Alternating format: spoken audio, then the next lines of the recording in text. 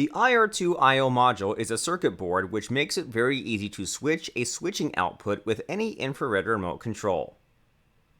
To couple a switching output with a button on your remote control, simply press and hold the push button of the corresponding channel on the IR2IO module.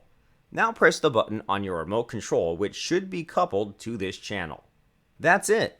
Now the switching output is coupled to the button on your remote control.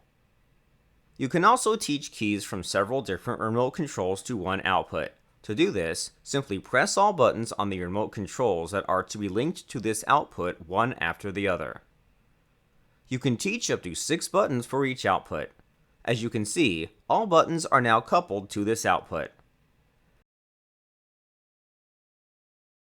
The IR2IO module has 2 different modes. First is the toggle mode. To activate this mode, press button 1 and 2 at the same time until the green LED flashes twice. Now, the outputs are in toggle mode. You can use this mode to switch something on and off.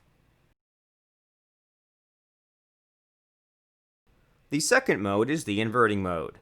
You can activate this mode by pressing button 1 and 3 at the same time until the green LED flashes twice.